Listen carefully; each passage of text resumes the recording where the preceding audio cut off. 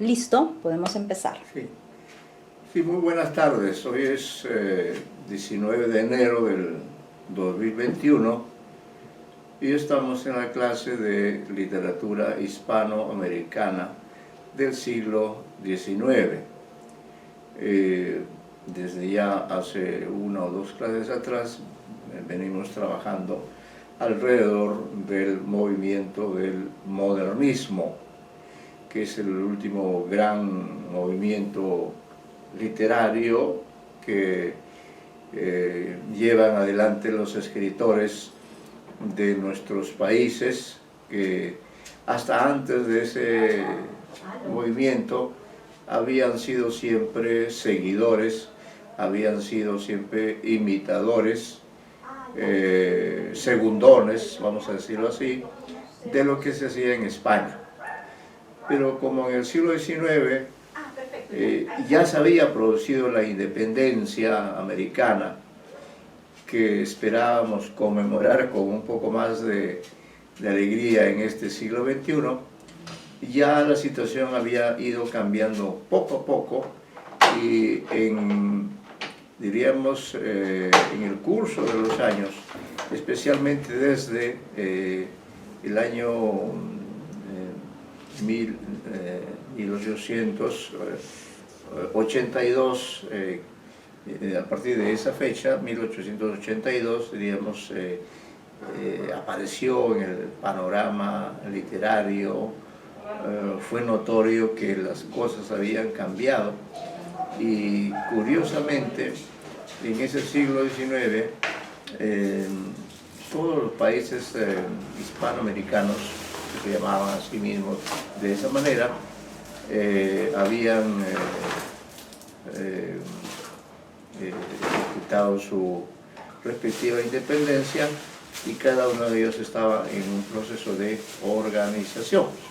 Pero dentro de ese contexto había un único país que era Cuba, precisamente la isla caribeña que está frente al lado del continente americano, todavía no había alcanzado su independencia hacia esa fecha. Recién la alcanzó en 1898, a fines del siglo XIX, y diríamos, y quizás por eso también es importante que dentro del grupo de esos escritores que innovaron nuestras letras esté José Martí, que aun cuando pertenecía él formalmente a un país todavía colonia de España, sin embargo había logrado la proeza de hacer una literatura renovadora, de hacer una literatura que reflejaba el nuevo espíritu, ¿no? Que sin duda era un poco difícil en el caso de él decir que estábamos frente a un nuevo espíritu, porque él era un hombre que hasta el final de su vida estuvo en permanente batalla para lograr la independencia de Cuba, y lamentablemente su vida relativamente breve, porque él nació en 1853, es decir, en la segunda mitad del siglo XIX, y alcanzó a vivir solamente hasta 1895, ¿no? Es decir, cuando faltaban todavía 5 años más para terminar el siglo XIX. Y él muere en 1895 con la tristeza, además muere en el campo de batalla, muere con la tristeza de ver que su país, aún en ese año 95, no ha alcanzado todavía la independencia plena. La independencia plena se da el año de 1898, ¿no? Que es el año en que España, diríamos, deja libre finalmente a la última de sus colonias, que era pues la isla de Cuba. Bueno, ya hemos hablado de él ampliamente y ahora estamos, digamos, centrados en la obra de Rubén Darío. Rubén Darío, diríamos, es el escritor que, viendo así, comparando diferentes perspectivas, vemos que Rubén Darío es el escritor modernista por excelencia, ¿no?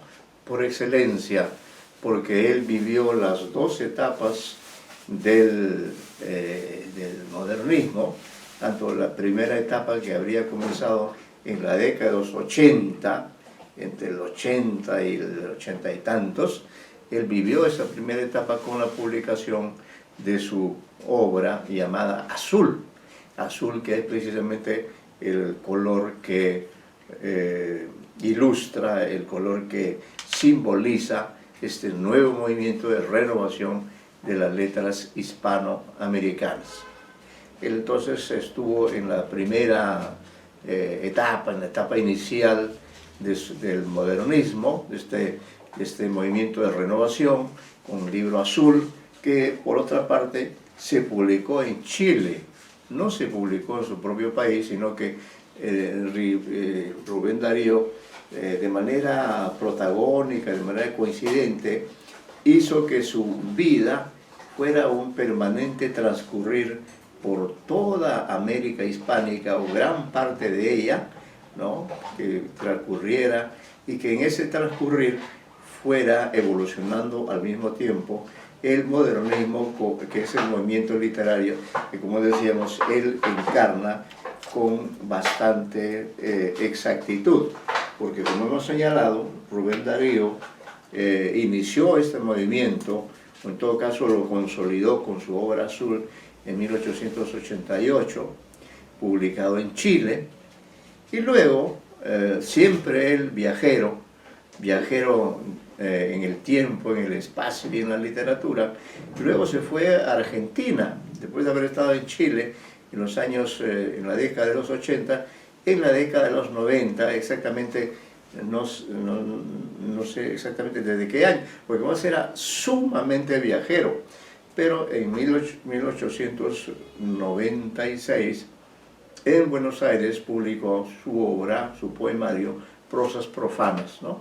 Que significa ya el triunfo oficial, el triunfo formal del modernismo en su etapa todavía cosmopolita, en su perfil de literatura sumamente influenciada por la literatura francesa,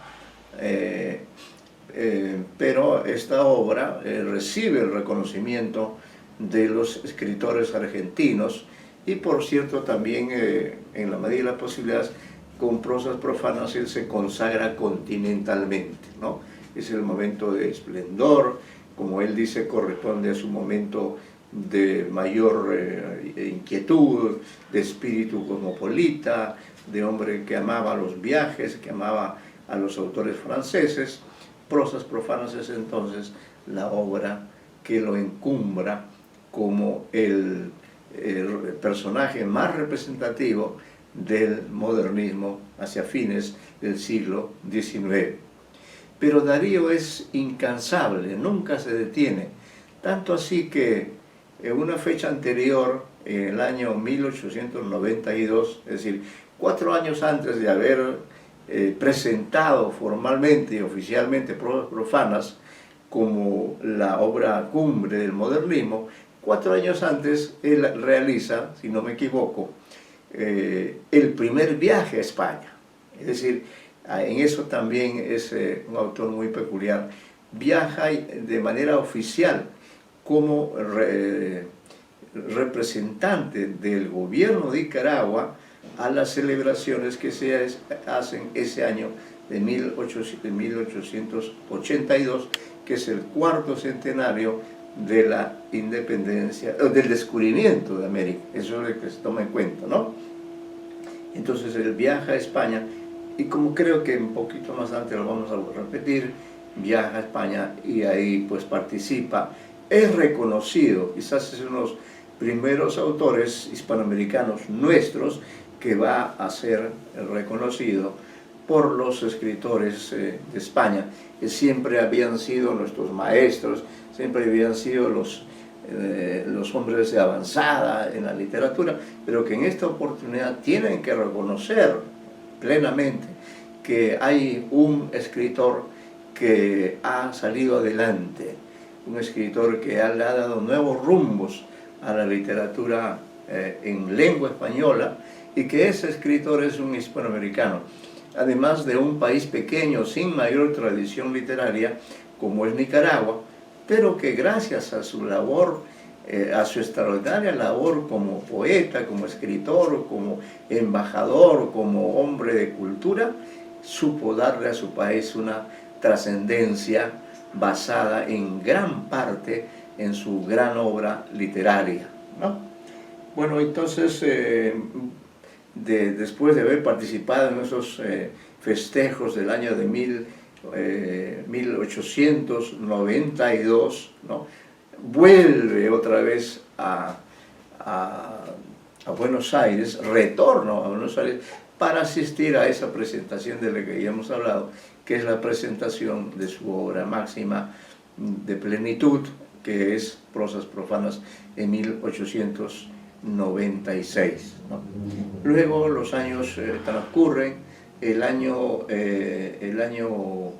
98 es el año de la crisis de España, crisis porque ese es el año que España pierde a su última colonia, que era Cuba, y coincidentemente Rubén Darío, que estaba en Buenos Aires en esos momentos, es enviado por el diario La Nación, importantísimo diario argentino, dirigido por, existe hasta ahora y siempre perteneció a la familia Mitre. Lo envían para que sea el cronista de esa época de crisis de España, que es el año 1898, ¿no? Crisis que coincide con el surgimiento de la llamada generación del 98 de los españoles, ¿no? Pero cuando él vuelve cuando Darío vuelve diríamos, a informar acerca de esa crisis, se encuentra ya con nuevos escritores como Juan Ramón Jiménez, Antonio Machado y muchos otros escritores españoles que también, por cierto, son más jóvenes o quizás sean contemporáneos de él o un poco menores, pero que lo vuelven a consagrar, lo vuelven a reconocer como el gran maestro de las letras en lengua española, y le dan el reconocimiento, ¿no?, que merece nuestro querido escritor Rubén Darío.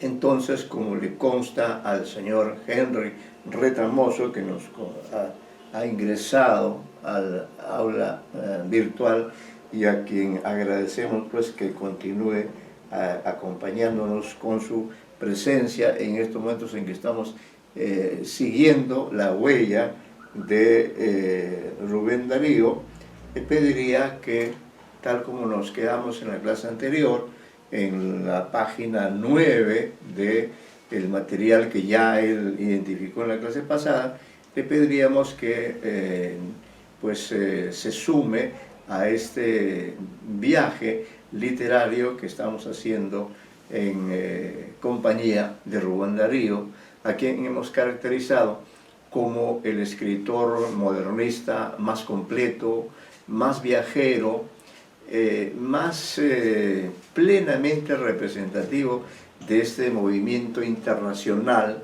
que fue el modernismo, porque, como acabamos de señalar, curiosamente, las presentaciones de las obras más representativas del modernismo, que son Azul, Prosas Profanas y Cantos de Vida y Esperanza, las presentaciones de estas tres obras no ocurrieron en su país, en Nicaragua. Él estaba distante en esos momentos. No. Azul se presentó en Chile, ¿no? Luego Prosas Profanas apareció en Buenos Aires. Y luego, ya en el siglo XX, o sea, en el siglo pasado, no en el antepasado, estando Rubén Darío en España, y de haber estado ya 2 veces anteriores en España, y de haber sido reconocido como el autor más importante en esos momentos de las letras en español, en 1905 él publica este importante libro que se llama Cantos de Vida y Esperanza, que hemos estado examinando en la clase anterior, porque creo que es importante tener una imagen de conjunta de este escritor, y como ustedes van a trabajar en una de sus preguntas del examen, la comparación entre un poema de José Martí y un poema de Rubén Darío, entonces creo que este viaje, este recorrido por la poesía, por los diferentes tipos de poesía que plasmó Rubén Darío, especialmente en este que es su libro de la madurez, como él dice. Recordemos que él vivió, no llegó ni siquiera a los 50 años, murió antes de los 50 años, pero para él eso ya era la madurez, claro, era también un horizonte en el que las expectativas de vida no eran como ahora, es decir, en esa época 50 años era como decir 70 años aproximadamente, ¿no? Sin embargo, como él había tenido una vida bastante agitada, muy viajera, intensamente viajera, y como además de ello, y por razones personales, diríamos, él había abusado un poco de la salud, bebiendo mucho licor. Entonces él se sentía un poco en ese 1905 como el hombre que ha llegado a la madurez, ¿no? Entonces, no sé si tiene a la mano, señor Retamoso, el material con el que estamos trabajando. Sí, profesor, sí lo tengo. Ya, entonces, como usted es un lector calificado, vamos a pedir que usted, yo voy a leer el poema Melancolía, que es el que correspondía ver hoy día, a partir de ahí que estamos haciendo la clase, y usted, por favor, que a partir de la lectura que yo haga, le voy a pedir que pues diga algunos comentarios, diga algunas ideas acerca de este poema que se llama Melancolía, ¿no? A ver, espérese un minuto. Sí, dice Melancolía, dice: hermano, tú que tienes la luz, dime la mía. Soy como un ciego, voy sin rumbo y ando a tientas. Voy bajo tempestades y tormentas, ciego de ensueños y loco de armonía, ¿no? Allí termina ese breve cuarteto, porque el otro ya es otro, corresponde ya a otro poema. ¿Cómo interpretaría esa petición que le hace el poeta a alguien, ¿no? Ese: hermano, tú que tienes la luz, dime la mía. Soy como un ciego, voy sin rumbo y ando a tientas, voy bajo tempestades y tormentas, ciego de ensueños y loco de armonía. Bueno, profesor, claro. Aquí hay una especie, digamos, de un amor por el ser humano, se llama solidaridad, porque utiliza la palabra hermano, ¿no? Y los que utilizan la palabra hermano son prácticamente como Vallejo, como grandes poetas que utilizan la palabra hermano como una solidaridad al ser humano. Claro. Después utiliza los elementos luz. La luz tiene varias connotaciones y también tiene varios significados, ¿no? Es casi lo mismo. Pero la luz, ¿en qué sentido? Es que quiere ver el destino, quiere conocer su destino, quiere conocer hacia dónde va, hacia dónde puede llegar. Claro. Por eso le dice al hermano, le dice: dime la mía. Yo no conozco mi destino todavía, no sé a dónde llegaré. Hazme ver la aurora. Entonces es un pedido que le hace una persona a otra persona, digamos, yo podría decir que es a otro poeta le está hablando, me parece que esa es la idea. Después dice: soy como un ciego, o sea, claro, no sabe, esta persona no sabe, el sujeto poético no sabe a dónde va y tampoco a dónde va a llegar. Por eso dice: voy sin rumbo y ando a tientas. Está prácticamente entre varias opciones.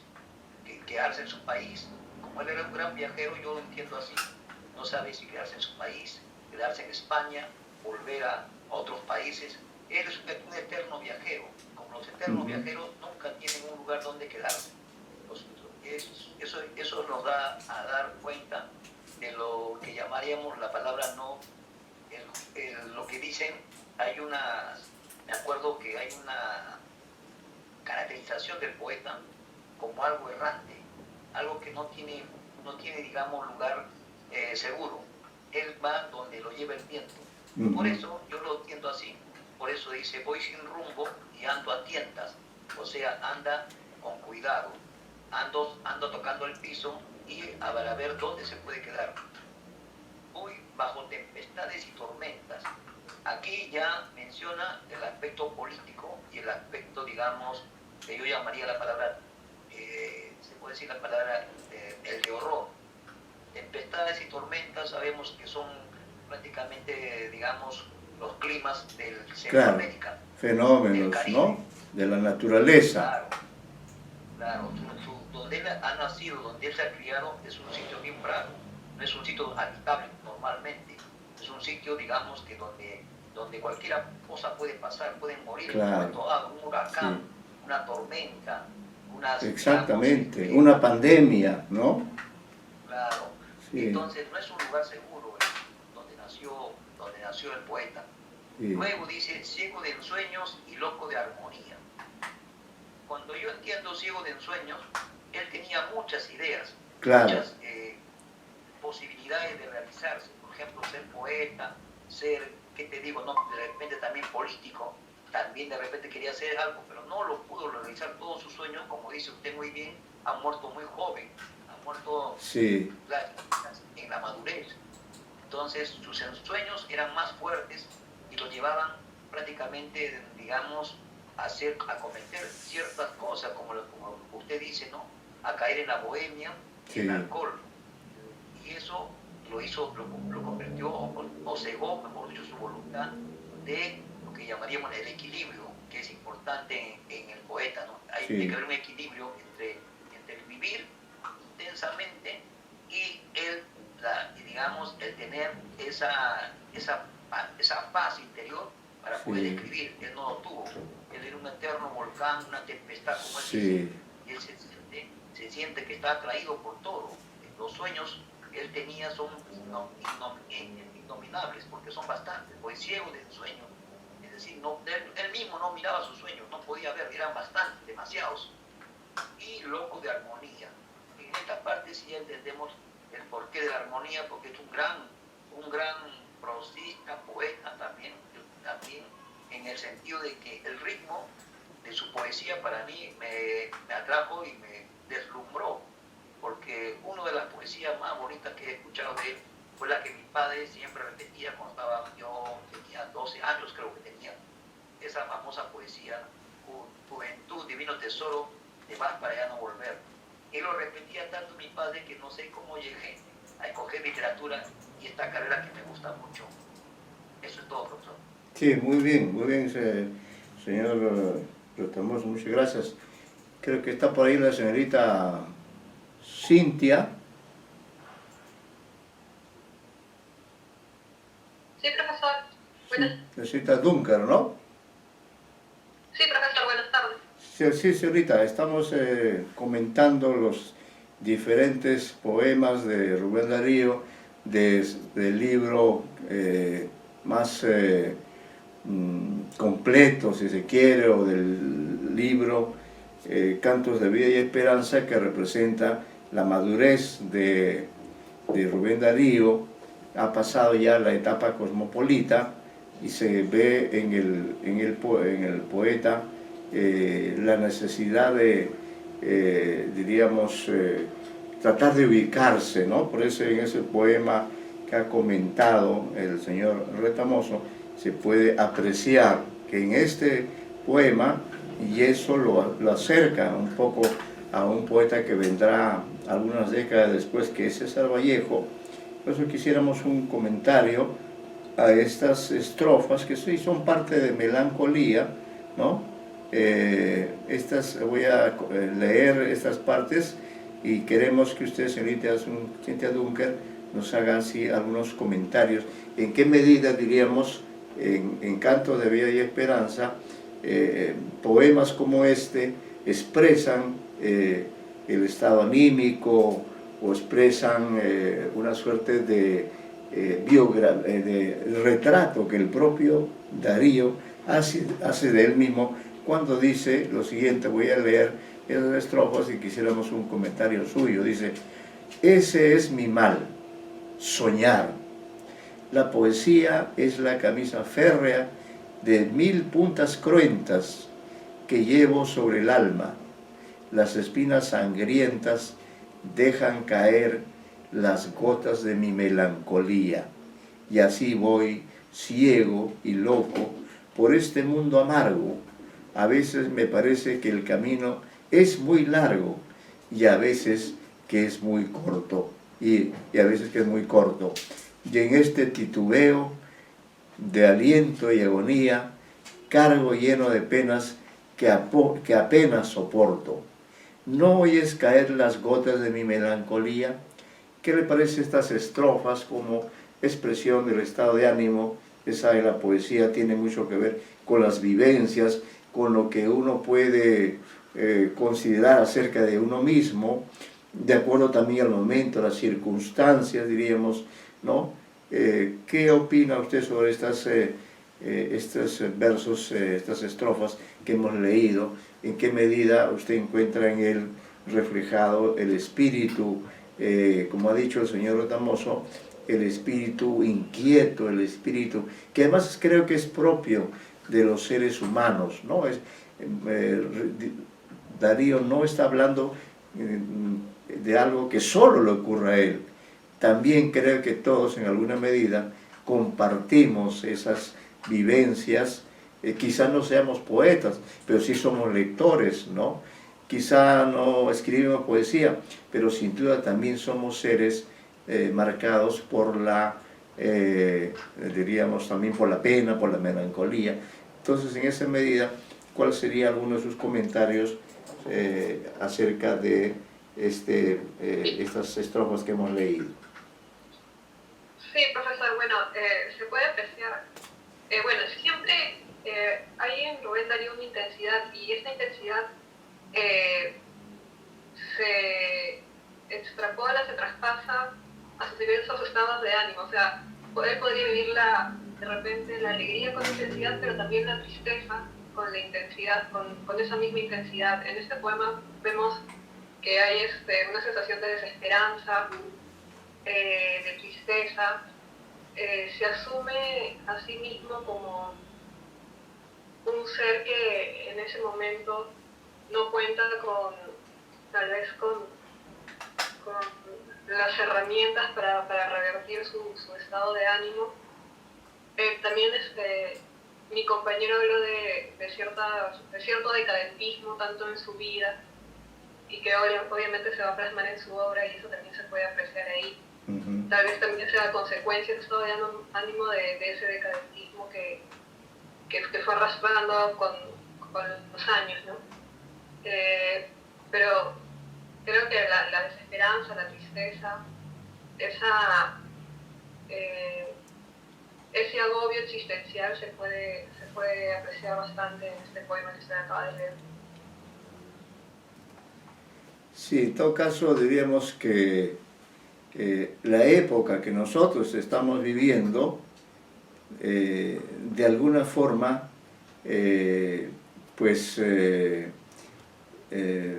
se parece mucho a la época de Darío, ¿no? Mejor dicho, el ser humano siempre vive dentro de un contexto de incertidumbre, ¿no? De un momento vive en un contexto del cual no tenemos una certeza de qué es lo que va a pasar, qué es lo que va a ocurrir. Y por eso creo que ese tono de desesperanza, de melancolía, ¿no? ¿Qué es la melancolía sino la tristeza, ¿no? Y él siente eso y lo dice y lo expresa, dice, y así voy, ciego y loco. De alguna forma eso nos ocurre a todos, porque como seres humanos, si bien tenemos vista, podemos ver, sin embargo estamos ciegos frente a una serie de realidades que nos desbordan, que no las comprendemos como en el mundo de hoy, ¿no? Y la locura también, la exaltación que puede por venir de dice, por este mundo amargo.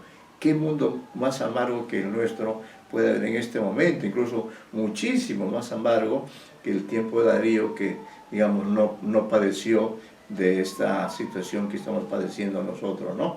Y también aquí la conciencia de la temporalidad es muy importante, es decir, nosotros vivimos dentro de la temporalidad y cuando somos muy jóvenes, cuando estamos recién dando los pasos iniciales en nuestra vida, tenemos la impresión de que el tiempo es muy largo, que el tiempo da la impresión de que viviéramos dentro de una eternidad, de una intemporalidad. Pero luego, conforme pasan los años, esa conciencia del tiempo cambia. Por eso dice él en un momento, a veces me parece que el camino es muy largo, que es lo que diría un niño, ¿no? Cuando uno está niño dice, uy, ¿cuándo seré grande? Dice uno, ¿no? Tiene esa noción de que el tiempo nunca se va a acabar. Pero cuando ya uno tiene más años, dice, y a veces que es muy corto, es decir, uno siente que la vida se ha pasado sin que uno se dé cuenta, ¿no? Y que está ya en otra situación, en otras circunstancias, ¿no? Dice, y en este titubeo de aliento y agonía, cargo lleno de penas lo que apenas soporto, ¿no? Cargo lleno de penas. Yo creo que eso es algo que podríamos decir hoy día. No es caer las gotas de melancolía, es decir, el poema ha transcurrido en un tono de diálogo con alguien, con un hermano, que puede ser el otro ser humano, o incluso mi yo mismo, mi yo profundo, al cual me dirijo, ¿no? Para hablarle de mis penas, de mi melancolía, de todo aquello que cargo como ser humano, que es consciente de su condición mortal, que es consciente de sus debilidades, de sus deficiencias, ¿no? Y todo eso lo expresa Rubén Darío en este libro que es de reflexión, ¿no? Entonces me gusta este poema 17, este es digamos, el último poema breve que vamos a leer de él. Es muy bonito, pertenece también a Cantos de Bella Esperanza, porque los poemas también tienen número, ¿no? Entonces este es el poema 27, que corresponde a otoño, de otoño, ¿no? Entonces yo voy a leer el texto y me gustaría que ustedes hagan algunos comentarios, ¿no? Es un poema breve. Dice, yo sé que hay quienes dicen, ¿por qué no canta ahora con aquella locura armoniosa de antaño? Esos no ven la hora profunda de la hora, la labor del minuto y el prodigio del año. Yo, pobre árbol, perdón, es la labor del minuto, no es él, sino es la labor del minuto.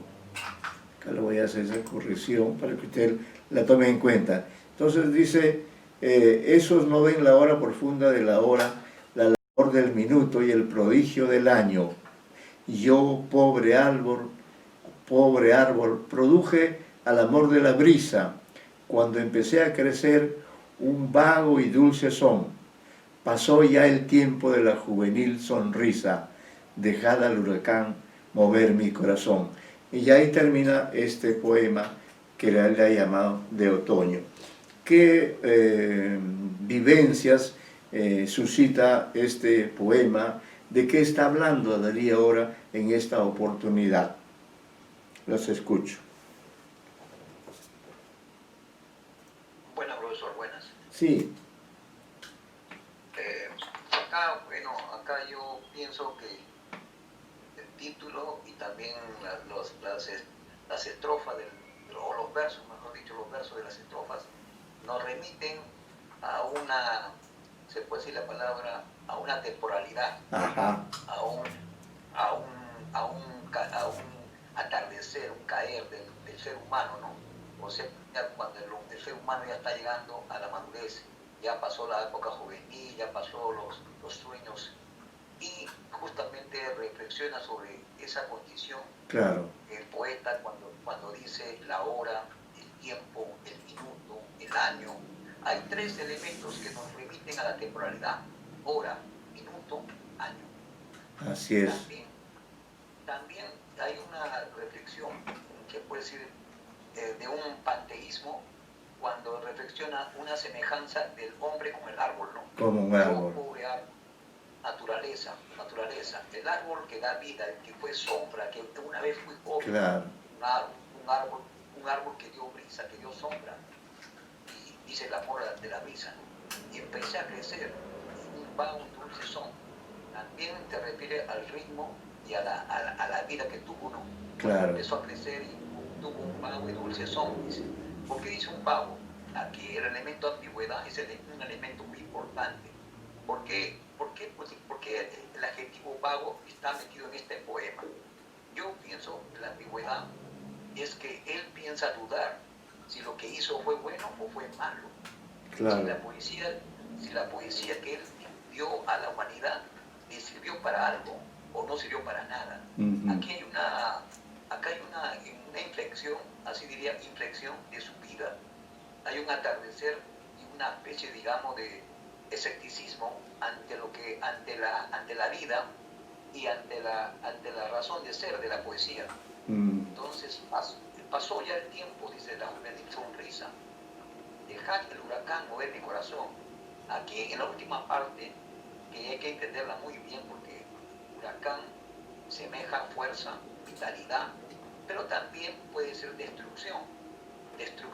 Entonces, ¿en qué sentido tomar al huracán como una fuerza que combate, que destruye, o simplemente cuando ya prácticamente ya el corazón está herido y ya está cayendo en una letanía? Entonces dice, dejar al huracán mover mi corazón. O sea, el huracán decía, dejar que la naturaleza mueva mi corazón. Eso lo entiendo yo. Entonces, esta poesía es un canto de letanía y de un atardecer, de un tiempo de reflexión profunda del poeta hacia la vida. Sí, como dicen ustedes, tiene mucho que ver con la conciencia de la temporalidad, ¿no? Señorita Dunker, ¿qué agregaría usted acerca de este poema, de esta visión que tiene Darío acerca, como ha dicho el señor Retamoso, no por gusto, y en todo poema usted sabe, todas las palabras significan, ¿no? Entonces cuando dice, por ejemplo, es un poema, diríamos, en que Darío responde frente a lo que se dice de él, o frente a lo que significa su obra, ¿no? Y dice así, entonces que es un poema de crítica, autocrítica, de respuesta, porque Darío era así también, ¿no? Por eso dice, yo sé que hay quienes dicen, ¿por qué no canta ahora con aquella locura armoniosa de antaño? Esos no ven la obra profunda de la hora, la labor del minuto y el prodigio del año, ¿no? Y luego dice, y bueno, también, como decía el señor Retamoso, la idea de verse a sí mismo como un pobre árbol que produce al amor de la brisa, el viento suave, ¿no? Pero también dice, pasó ya el tiempo de la juvenil sonrisa, dejad al huracán mover mi corazón.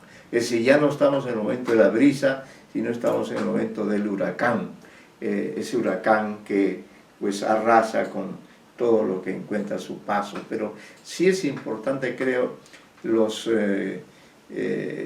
términos que se refieren a la simbología que le da Darío al año, al minuto, a la hora, ¿no? Yo creo que eso es algo esencial en todos los seres humanos, la conciencia de la temporalidad.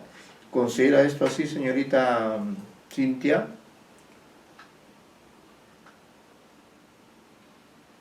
Sí, profesor, se vale pues de técnicas para lograr este efecto que usted dice, por ejemplo, cuando la labor del minuto y el prodigio del año, es como que le otorga una humanidad a ese tiempo, es como que está Claro. humanizando el tiempo. Inclusive esa locura, ese frenesí, que también tiene que ver con la velocidad, le otorga el adjetivo de armoniosa. Entonces, hay como una intención de humanizar todas estas palabras que sirven como símbolos, ¿no? Como usted dice, por medio de metáforas, de adjetivos. Y bueno, aparte, bueno, con todo lo que ustedes han dicho ya no tengo mucho que decir, pero y que en general pues se podría asumir como una contraposición entre la juventud y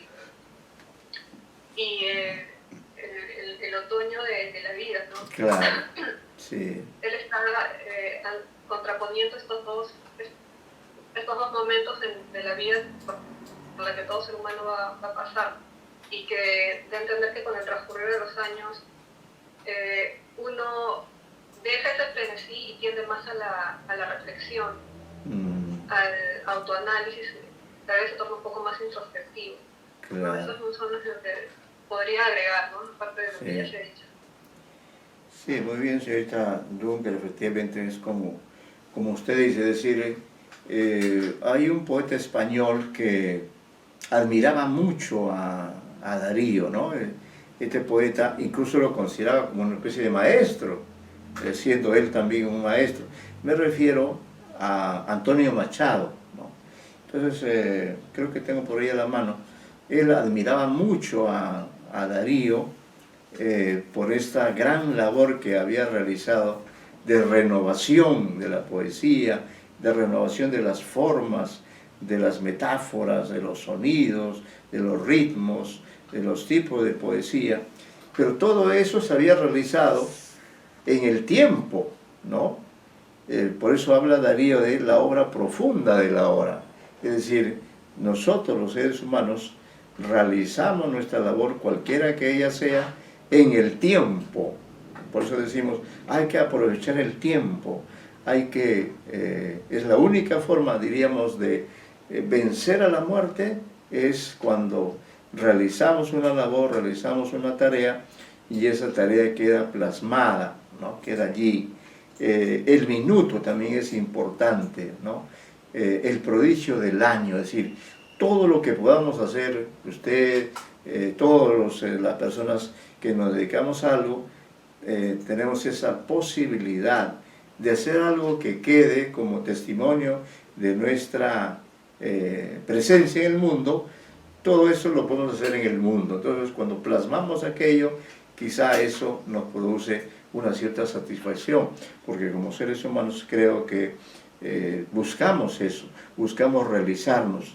Y ustedes y yo, por ejemplo, que buscamos realizarnos a través de la lectura, la escritura, a través de la riqueza que da la poesía para hacernos más conscientes, para hacernos más humanos, ¿no? Pero también admitiendo que los poetas, no por ser tales, están al margen del paso del tiempo. Y eso es lo que él siente, Darío, que el tiempo ha pasado, ¿no? Y ya pasó la hora, pasó el minuto, pasó el año, él produjo lo que tenía que producir, que fue una poesía muy extraordinaria.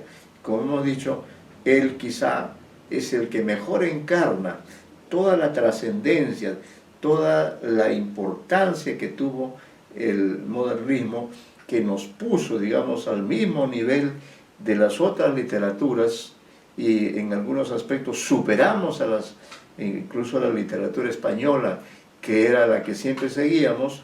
Y es quizá con Rubén Darío que los escritores se sienten, los escritores que vienen después, se sienten, diríamos, con la fuerza suficiente como para emprender grandes obras, como han sido, por ejemplo, el siglo XX, ¿no? Que ha sido un siglo en el cual, sin duda, si hacemos un balance, el balance claramente es favorable a la literatura hispanoamericana, a través de García Márquez, a través de Cortázar, a través de Borges, a través de Vargas Llosa, a través de tantos grandes escritores, Gabriela Mistral, Pablo Neruda, César Vallejo, es decir, todos estos grandes tienen, sin embargo, a un gran maestro que es Darío, que entregó su vida a la literatura de esa manera tan plena, renunció propiamente a una vida más tranquila para consagrarse a la poesía. Y por eso es que cuando él muere, cuando muere Darío, relativamente joven, sin haber cumplido todavía los 50 años, Machado le dedica un hermoso poema, voy a tratar de ubicarlo ahora para leerlo, en el cual expresa, diríamos, su reconocimiento a todo lo que ha sido capaz de producir Darío en esos breves años, en esos intensos años, en una vida muy viajera, ¿no? Eso es algo que uno le llama la atención, esa permanente vida de viajero, de desplazamiento de lugares.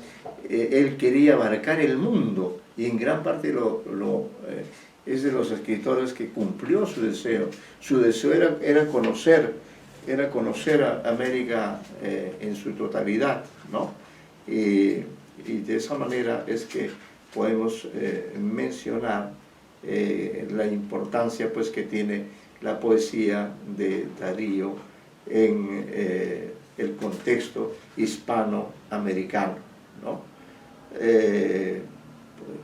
Acá está, le voy a leer el poema, dice Oración por Antonio Machado, de Rubén Darío. Espérese.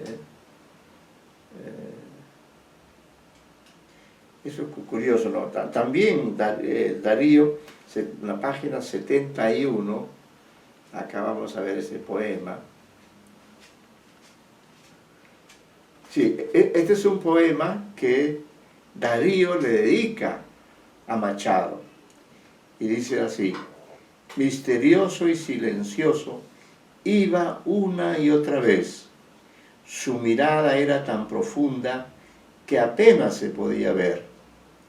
Cuando hablaba tenía un dejo de timidez y de altivez, y la luz de sus pensamientos casi siempre se veía arder. Era luminoso y profundo, como era hombre de buena fe. Fuera pastor de 1000 leones y de corderos a la vez. Conduciría tempestades o traería un panal de miel, las maravillas de la vida y del amor y del placer. Cantaba en versos profundos, cuyo secreto era de él. Montado en un raro Pegaso, un día al imposible fue.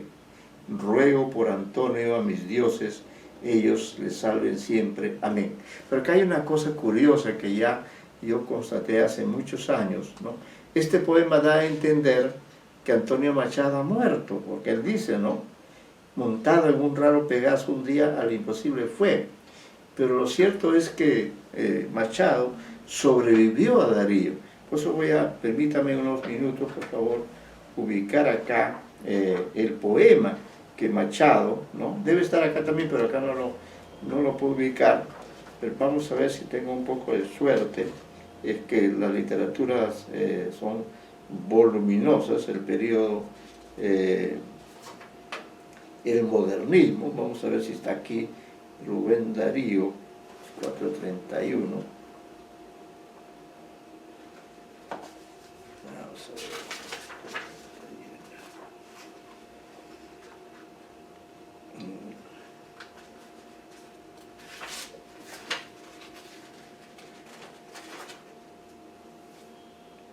Sí, acá está, acá lo he ubicado.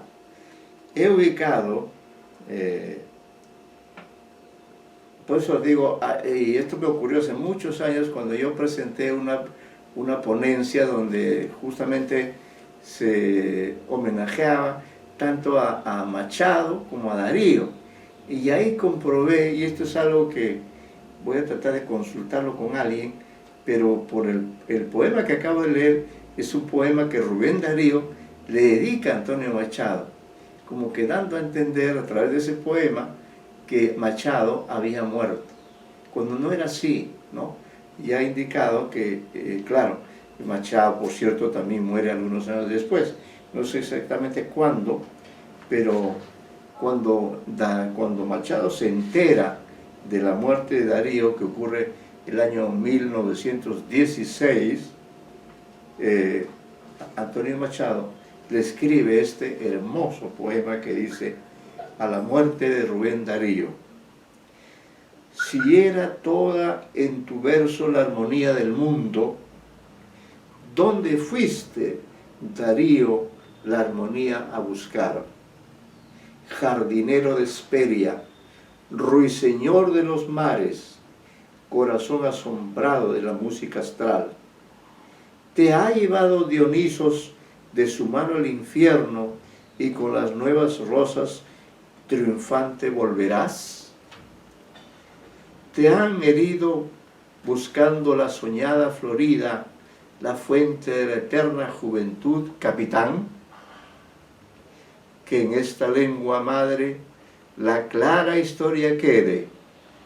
Corazones de todas las Españas, llorad. Rubén Darío ha muerto en Castilla del Oro. Esta nueva nos vino atravesando el mar, pues Darío muere en Managua y Machado está en España. Dice entonces, esta nueva nos vino atravesando el mar. Pongamos españoles, dice, en un severo mármol, su nombre, flauta y lira, y una inscripción no más. Nadie esta lira taña si no es el mismo Apolo. Nadie esta flauta suene si no es el mismo Pan, ¿no? Entonces es un hermoso poema que le dedica Antonio Machado, gran poeta español que se consideraba discípulo de Rubén Darío y que a la muerte de este pues escribió este hermoso poema. Aunque como hemos señalado, en la poesía de Machado, que también la tenemos aquí en la mano, hay un poema. Eso es lo que siempre me ha parecido algo curioso. ¿Por qué es que Darío escribió ese tono de homenaje a Rubén Darío, ¿no? Mejor dicho, Rubén Darío escribió un poema de homenaje a Antonio Machado cuando Antonio Machado no había muerto, ¿no? Eso es lo curioso. Acá está en la poesía de Machado, oración por Antonio Machado de Rubén Darío. Y lo curioso es que esto no es así, pero ¿qué llevó? Es algo que voy a tratar de averiguar, pero se ha quedado ahí como uno de esos misterios, ¿no? Como cuando también creo que, bueno, ha ocurrido casos así medio raros en la historia. Bueno, hemos comentado este poema, vamos a ver acá lo que llamamos, Darío produjo poemas de diferente extensión, ¿no? Y en Cantos de Vida y Esperanza produjo él dos grandes poemas que son Salutación del Optimista y A Roosevelt, ¿no? En Salutación del Optimismo, Darío saluda a todos los hispanoamericanos, nos saluda a todos, ¿no? Desde la distancia de 1905, hablando de una especie de unidad o invocando, digamos, a que todos los hispanoamericanos estemos unidos porque tenemos una serie de elementos en común, entre ellos el idioma, ¿no? No me ha parecido pertinente, digamos, ahora, este momento especialmente, porque además la historia nos ha demostrado en estos años que los hispanoamericanos no hemos sido consecuentes con aquello que nos pide Darío en ese poema Salutación del Optimismo. Pero sí me voy a permitir leer un poema que es bastante curioso, que ustedes lo conocen, ¿no? Y que se puede prestar, de hecho, también, eso sí, a una comparación de carácter histórico también, porque precisamente un siglo después, este poema está publicado el año 1905, ¿no? O sea, tiene ya más de 100 años. Apareció en el libro Cantos de Vida y Esperanza. Pero allí también, ya hace 100 años o más de 100 años, el conflicto principal que había a nivel social era el conflicto entre América del Norte, todopoderosa siempre, aunque en estas circunstancias de la pandemia hemos visto que ese poder no ha podido contra la pandemia, ¿no? Pero en aquel inicio del siglo XIX, ya América era una potencia, ¿no? Y especialmente en esos momentos en que Darío escribe el poema, el presidente es Roosevelt. Creo que es el único en la historia de Estados Unidos que fue presidente hasta en 3 oportunidades. Entonces, símbolo del poder de la América del Norte es Roosevelt. Y a ese presidente de esa gran nación, el poeta, con toda su, diríamos, su buena voluntad, con su espíritu de diálogo, le escribe este poema. Sin duda, ¿no? Sin duda, estoy seguro que Roosevelt no le contestó nada, ¿no? Es decir, quizás ni se enteró, pero en todo caso, lo que hay que valorar es, diríamos, el tono con el cual Darío escribe este poema en hexámetros, en esos versos de la antigüedad, en esos versos extensos que utilizaban en los clásicos griegos o latinos, es empleando ese tono solemne que Rubén Darío describe este poema. Y entonces sí lo podemos comparar, porque hace poco también hemos tenido un presidente de Estados Unidos, Trump, por ejemplo, que resultó un hombre también que quería cerrar la frontera sur, ¿no? que quería poner un muro para que los hispanoamericanos no pudiéramos entrar a América del Norte. Cuando Trump y todos los norteamericanos no son sino personas que en determinado momento llegaron a esa América despoblada y se apoderaron de ella, ¿no? Literalmente. Estados Unidos es un país, o ese espacio es un espacio donde no había gente, salvo algunos pocos indios a los cuales mataron o a los cuales destruyeron, y se apoderaron y nadie les tomó en cuenta, ¿no? Nadie tomó en cuenta que en la práctica Estados Unidos es la Inglaterra trasplantada a nuestro continente, ¿no? Nuestros países son diversos en ese sentido. Por eso es que, siendo del mismo continente, la América del Norte, con excepción de México, ¿no? A quien siempre pensamos al lado de los hispanoamericanos, América del Norte es sumamente poderosa en relación con el resto de países hispanoamericanos, todos los cuales dependemos de él, ¿no? Entonces leo este poema y vamos a ver qué comentarios puede haber de parte de ustedes, porque hasta ese momento Darío no había entrado a la política, había preferido hablar de lo lírico, de lo subjetivo, de lo afectivo, había preferido hablar metafóricamente, pero aquí no, aquí el propio poema se llama a Roosevelt y a ese presidente poderoso que el siglo XX tenía en sus manos el poder, que simbolizaba el poder. A ese presidente se dirige y le dice, en ese célebre poema le dice: es con voz de la Biblia o verso de Walt Whitman que habría que llegar hasta aquí, cazador lo llama, ¿no? Primitivo y moderno, sencillo y complicado, con un algo de Washington y 4 de Nimrod. Eres los Estados Unidos, eres el futuro invasor, observen esa expresión, eres el futuro invasor de la América ingenua que tiene sangre indígena, que aún reza a Jesucristo y aún habla en español. Eres soberbio y eres fuerte ejemplar, de tu raza. Eres culto, eres hábil, te opones a Tolstoy y domando caballos o asesinando tigres, eres un Alejandro Nabucodonosor. Eres un profesor de energía, como dicen los locos de hoy. Crees que la vida es incendio, que el progreso es erupción. En donde pones la bala, el porvenir pones. No, dice Darío, los Estados Unidos son potentes y grandes. Cuando ellos se estremecen, hay un hondo temblor que pasa por las vértebras enormes de los Andes. Si clamáis, se oye como el rugir del león. Ya Hugo a Grant le dijo, Hugo el poeta, ¿no? Le habla a Grant, un gran norteamericano, las estrellas son vuestras. Y claro, la bandera de Estados Unidos está llena de estrellas. Apenas brilla alzándose el argentino son, y la estrella chilena se levanta.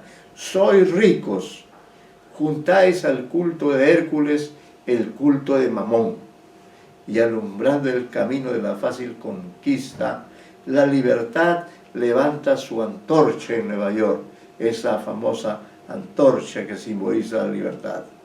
Mas la América nuestra, dice, que tenía poetas desde los viejos tiempos de Nezahualcóyotl, que ha guardado las huellas de los pies del gran Baco, que el alfabeto pánico en un tiempo aprendió, que consultó los astros, que conoció la Atlántida, cuyo nombre nos llega resonando en Platón, que desde los remotos tiempos de su vida vive de luz, de fuego, de perfume, de amor. La América del grande Moctezuma, del Inca, la América fragante de Cristóbal Colón, la América católica, la América española, la América en que dijo el noble Cuauhtémoc, yo no estoy en un lecho de rosas, esa América que tiembla de huracanes y que vive de amor. Hombres de ojos sajones y alma bárbara, vive y sueña y ama y vibra y es la hija del sol. Tened cuidado, vive la América española. Hay 1000 cachorros sueltos del león español. Se necesitaría Roosevelt ser, por Dios mismo, el riflero fuerte y el fuerte cazador, para poder tenernos en vuestras férreas garras. Y pues contáis con todo, falta una cosa, Dios, ¿no? Es el poema, pues, en el que Darío se asume la función de vocero, como la voz de nosotros, los hispanoamericanos, frente a Roosevelt, que encarna el poder de la América del Norte, porque en ese momento él era presidente. Acá tengo el dato que este presidente estuvo en ese cargo entre 1901 y 1908, ¿no? Y corresponde con la fecha que tiene el poema, que es de 1905, ¿no? Entonces sí tiene sentido, pues, este comentario que hace. Muy bien, algunos comentarios, algunas ideas acerca de este poema que sin duda ustedes conocen, que han leído en más de una oportunidad. ¿Qué comentarios, qué novedades, qué elementos nuevos hay en la poesía? ¿Qué les parece la actitud del poeta de dirigirse nada menos que a quien encarna el poder en los Estados Unidos?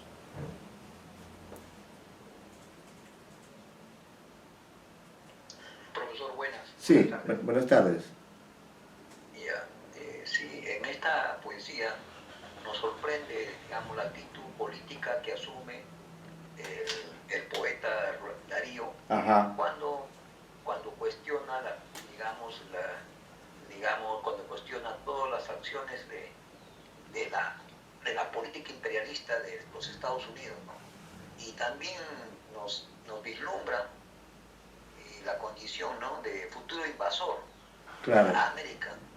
Ya estaba viendo ya él con bastantes ojos, digamos, se puede decir la palabra, ojos avisores, ya Estados Unidos con su gran poder iba a invadir, ¿no?, de parte de México, y también lo que venía, ¿no?, y las invasiones en Puerto Rico, de repente, ¿no? Todavía no estaba, pero ya las ideas estaban germinadas ya. Él tendría, digamos, cierto avisoramiento, digamos, una especie de ojo profético, verbo profético, ¿no? Saber lo que ya se le venía, porque una actitud de ese tipo, ¿no?, digamos, de tener armas, tener potencia, Claro. siempre por eso que acá veo bien cuando dice, eres un Alejandro Nabucodonosor, acordar de parte de esos grandes, prácticamente grandes líderes que le gustaba, digamos, someter a los pueblos a su fuerza, porque, como yo digo, ¿no?, es prácticamente la actitud de sometimiento que tenía Estados Unidos contra los países pequeños de América Latina. Prácticamente no tenía rival, no tenía ningún rival en América Latina que le podía hacer digamos, el paro o el eso, ¿no? Sí, pues. En cuanto a también ahí hay una mención dice, tú eres culto, eres hábil y te opones a Tolstoy, o sea, te opones a Rusia. Tolstoy, claro. Ya estaba viendo que la potencia de Rusia también se estaba armando, que también Rusia ya estaba llegando a tener un cierto nivel, digamos, de liderazgo, pero todavía estaba en cierto. Claro. Tomando caballos, asesinando tigres.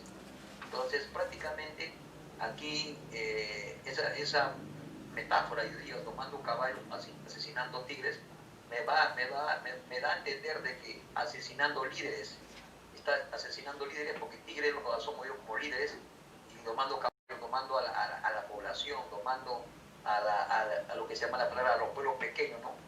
Esta metáfora me parece eso, ¿no? Tomando caballos, o sea, tomando cosas naturales a la población y su naturaleza, y asesinando líderes, a los tigres. Y acá eso me parece que lo ha tomado como una metáfora, lo tomo como esto.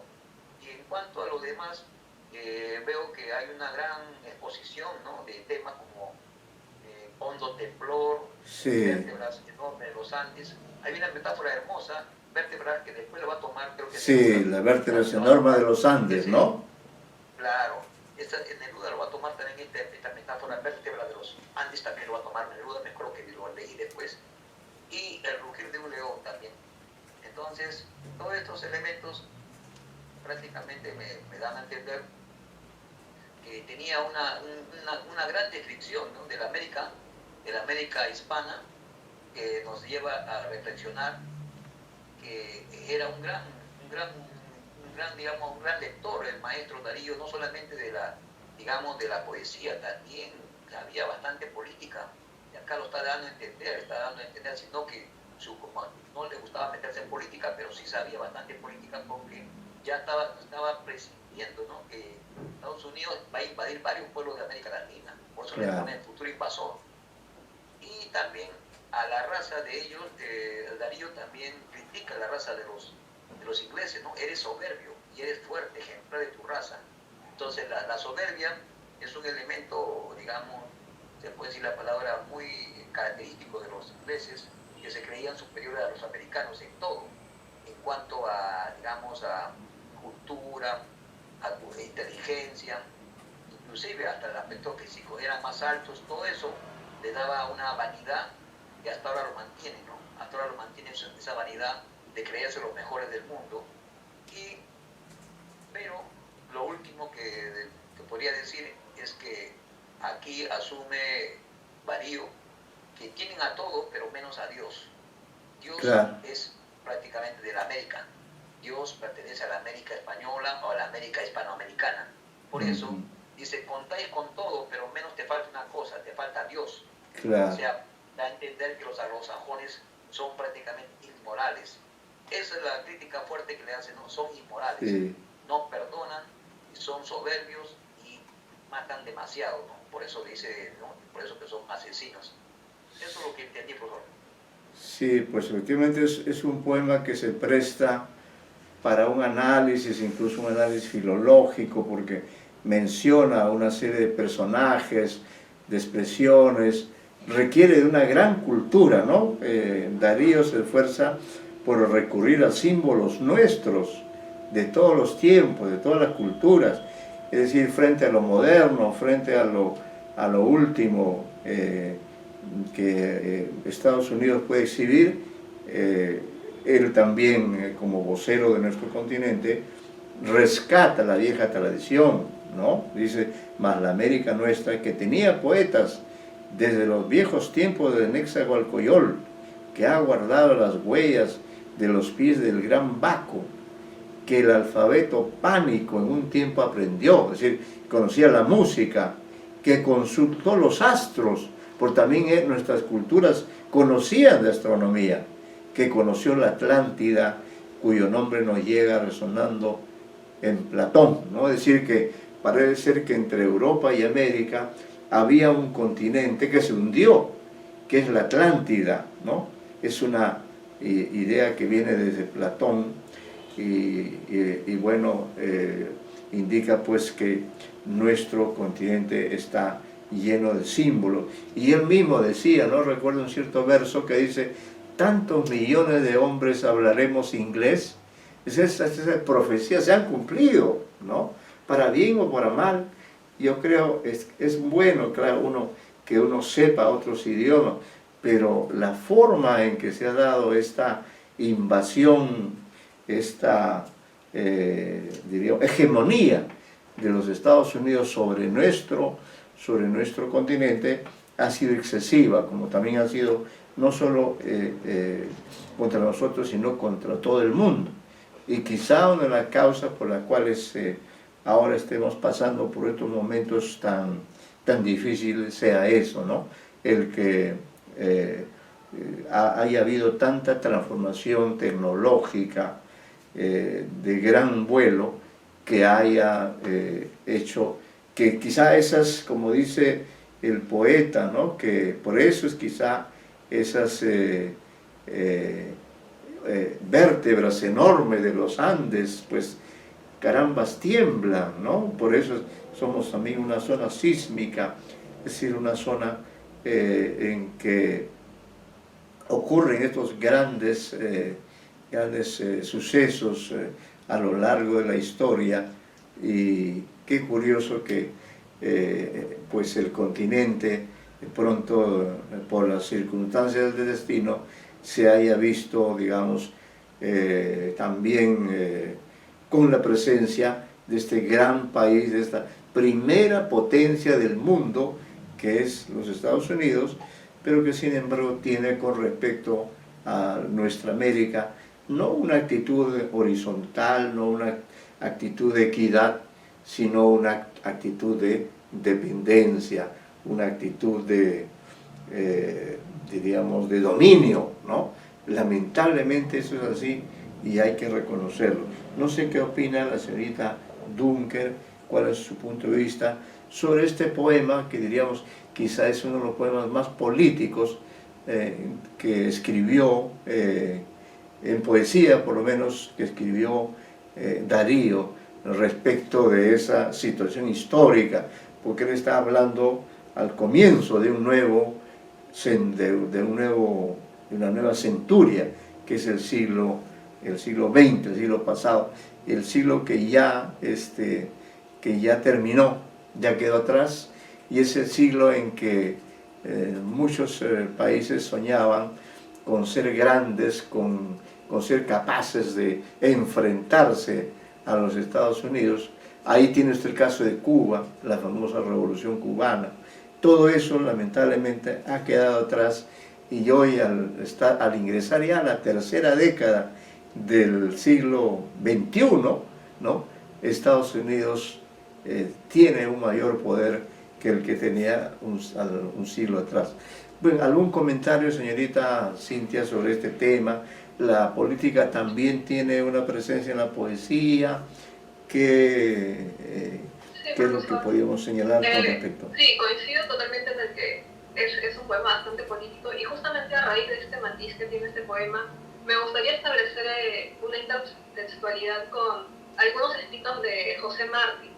Ajá. Quisiera de repente establecer alguna... Hay un escrito que se me viene a la mente que es Cartas desde Estados Unidos, o algo así creo que se llama, que es de José Martí.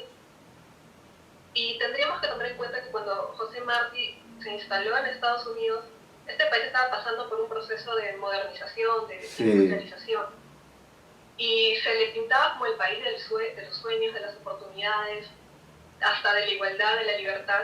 Claro. Pero cuando llegó José Martí, empezó a ver lo que por lo general Estados Unidos no mostraba en sus periódicos, ¿no?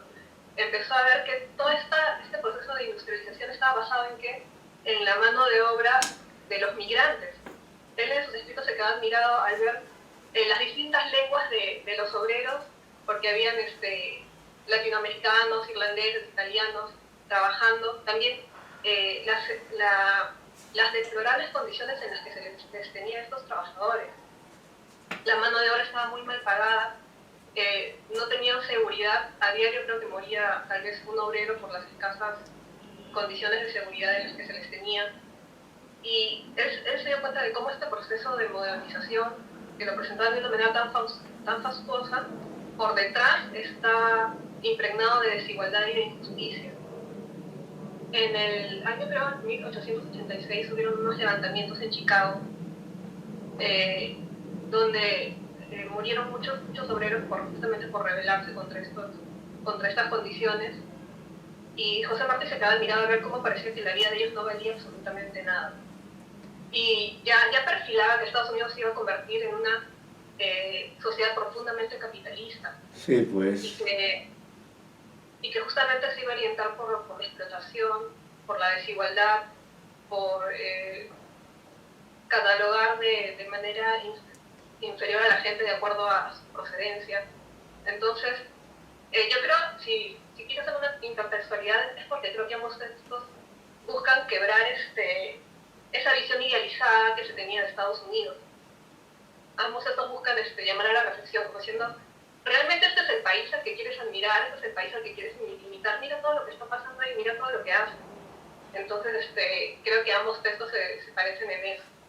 Y es un llamado a despertar y a revalorizar lo nuestro.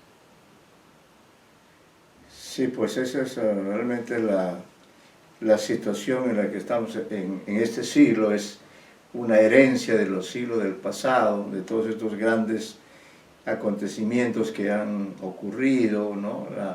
La propia conquista de nuestro continente, que fue violenta, fue también cargada de deseo de dominio, de poder.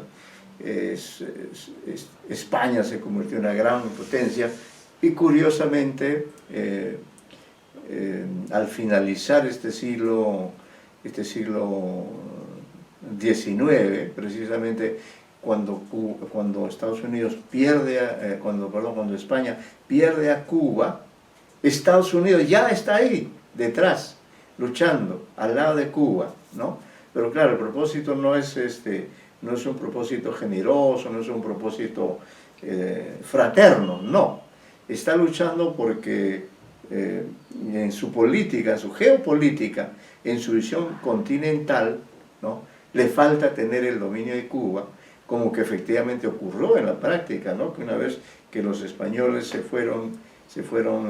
dejaron Cuba, casi inmediatamente los norteamericanos ingresaron a ese país. Recordemos incluso la construcción del Canal de Panamá, ¿no? Que fue una gran obra que durante muchas décadas, una obra que sirvió para el gran desarrollo económico, para que Estados Unidos se volviera potente y grande, como dice Darío en este poema. Es decir, hizo y deshizo, le quitó territorios a México, todo el territorio de California, se los quitó, ¿no? Hizo lo que le vino en gana en todo nuestro continente.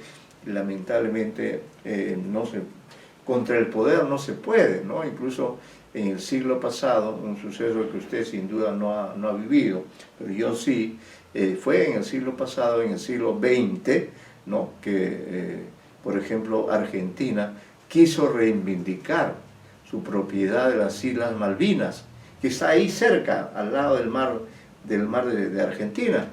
Y sin embargo, esas islas son de propiedad, imagínense usted, nada menos que de la corona británica. ¿Qué hace, dígame usted, Inglaterra está en Europa, en el norte de Europa? ¿Cómo así es posible que ellos hayan logrado hasta ahora mantener el dominio de ese territorio, que es netamente americano, ¿no? Le han puesto incluso, no le dice las Malvinas, le dice el nombre en inglés, ¿no? Y en esa guerra que ocurrió en 1982, fíjese usted, ya hace cuántos años, ¿no? En esa guerra se enfrentó Argentina a Estados Unidos. Supuestamente Estados Unidos debió apoyar a Argentina según un tratado por el cual si alguien agredía a un país de América, inmediatamente iba a tener la solidaridad de los demás. Muchos fueron solidarios con Argentina, pero Estados Unidos no. Estados Unidos fue solidario con los ingleses, ¿no? Y ahí se ve, pues, claramente que en realidad los Estados Unidos son un país bastante peculiar, prácticamente es un país europeo insertado, instalado en nuestro continente y que nos ha dominado a lo largo de los siglos y nos sigue dominando, ¿no? Y eso es lo que Darío, diríamos, subraya en este poema. Él, como buen poeta que es, como poeta que pues está convencido del poder que tiene los Estados Unidos, no deja, sin embargo, la oportunidad de hacer señalar, hacer oír su voz, ¿no? Señalar que esta América, con todas sus limitaciones, sin embargo, está ahí, ¿no? Está atenta a las expectativas, incluso en estos tiempos, y como dice Darío, y hay que atenernos a lo que dice el poeta, pues contáis con todo, falta una cosa, Dios. Creo que es Dios lo que nos está haciendo que, aún en estas circunstancias, pues hayamos, bueno, todavía existido y esperamos seguir existiendo, pese además a esta pandemia que nos tiene en una situación muy lamentable, ¿no? Bueno, ahí después del poema, yo he puesto un comentario, no lo voy a leer ahora, porque ustedes pueden leer, simplemente digo, este poema indica la función de vocero que se atribuyó Rubén Darío en momentos en que su poesía ha tomado un fuerte acento americanista. No creemos que el poderoso presidente Roosevelt se haya atrevido a contestar al poema de Darío, por más que éste pasaba por un momento de reconocimiento, ¿no? Y bien, luego vienen algunas páginas, bueno, algunos párrafos más que no voy a leer, que tiene que ver con lo que hemos comentado en esta clase. Esta salutación del optimista, que no lo hemos considerado, ahí tienen algunas ideas, algunos conceptos que hemos vertido, ¿no? Y que son pues parte de la situación presente de este mundo totalmente desigual en cuanto a sus características, en cuanto a sus componentes, ¿no? Con estos últimos comentarios vamos a poner término a esta parte del curso. Sí, nos hubiera gustado, creo que por ahí hay una parte donde hago referencia a los 2 momentos que Darío estuvo en España, pero en todo caso con esto habríamos terminado lo que corresponde a Rubén Darío y el modernismo, ¿no? Y luego, ahí en este mismo material, que ya lo veremos en la próxima clase, hay algunos temas pendientes del romanticismo hispanoamericano, que son temas que hemos desarrollado y que veremos en su oportunidad en la próxima reunión, ¿no? Bueno, en Darío hay muchísimos temas que investigar. Es un poeta muy grande, muy inmenso y muy hispanoamericano, en el sentido de tener esa visión tan amplia de todo el continente, de haberse realizado él como gran poeta, recorriendo nuestro continente, partiendo de un país pequeño, ¿no? No es el caso de un escritor como, o de un país como Perú, por ejemplo, que tuvo también a su Inca Garcilaso como un gran escritor. Pero el Perú, claro, el Perú era un gran imperio también en esa época, ¿no? En cambio, el caso de Darío es el de un hombre cuyo país casi no contaba para nada, ¿no? Un país pequeño, un país centroamericano. Él es propiamente el creador de ese país. Él es como el libertador, porque gracias a la obra hispanoamericana que él realiza el recorrido de sur a norte, ¿no? Él primero recorre el continente americano, ¿no? Primero recorre desde Nicaragua hacia el sur, recorre una y otra vez y se instala en los países principales, desarrolla ahí su modernismo hispanoamericano, principalmente en Chile, luego en Argentina, y una vez que ya ha alcanzado un reconocimiento internacional, ¿no? Una vez que ya ha alcanzado la cima, recién él va a España, pero va a España no en plan de, diríamos, de una dádiva, sino para ser reconocido por primera vez en nuestra literatura, para ser reconocido como el poeta más importante de ese momento. En ese sentido, Darío es como el anuncio de que en el siglo XX, en el siglo que ya pasó, el siglo que hemos vivido nosotros, ¿no? En ese siglo XX, pues literariamente, nuestras literaturas iban a alcanzar un brillo extraordinario.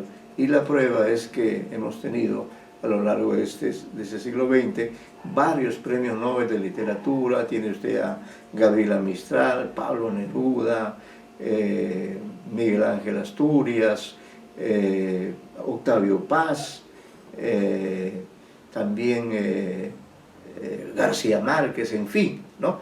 Es decir, si por lo menos por el lado de lo económico la crisis no se ha podido superar, por el lado de la literatura, en cambio, diríamos que nuestras letras han alcanzado, de manera que somos pares ahora entre todos los países, unos más que otros, todos estamos unidos, pero al mismo tiempo tenemos ese otro gran país que nos domina y que nos tiene en esta situación de desequilibrio, que lamentablemente no debería ser, pero el mundo está organizado de esa manera, pues, con relaciones de dominación, con relaciones de hegemonía, ¿no?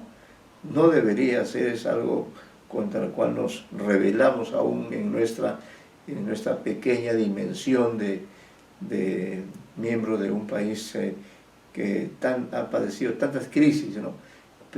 Y ahora estamos en un momento en que todos los países grandes, medianos y chicos, poderosos y débiles, todos estamos sumidos, pues, en una gran crisis como no había ocurrido en muchos siglos, ¿no? Y dentro de ese contexto que hemos querido darle un realce a la poesía de Rubén Darío, porque de una u otra manera los poetas son nuestros referentes, y qué bien que en todo caso, aún en las peores circunstancias, podamos seguir contando con la poesía de Darío, que ahí está, aunque él ya no está, pero su poesía está, como también están estos otros autores de los cuales hablaremos en la próxima reunión, ¿no? Entonces ahí nos quedamos, y ya saben ustedes cuáles son los temas del examen, y ya iremos avanzando en las clases finales, ¿no? Completando el conocimiento sobre varios autores que en su momento no han sido expuestos, porque algunos alumnos ya no han vuelto la señorita Diva, la señorita Sally Rosas.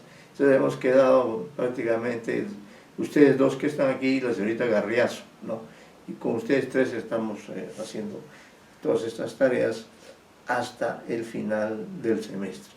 Bueno, nos quedamos aquí, les agradezco nuevamente por su asistencia y espero que nos acompañen también el jueves con estos temas pendientes que los iremos leyendo y comentando como siempre, con el apoyo, con el diálogo de personas como ustedes, que como parte de su formación están pues conociendo a todos estos autores. ¿Ya?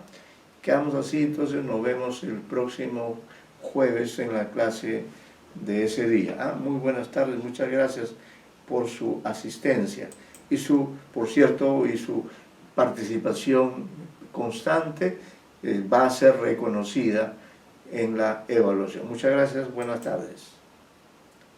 Buenas tardes, profesor. Buenas tardes. Buenas tardes, profesor. Buenas tardes, señorita.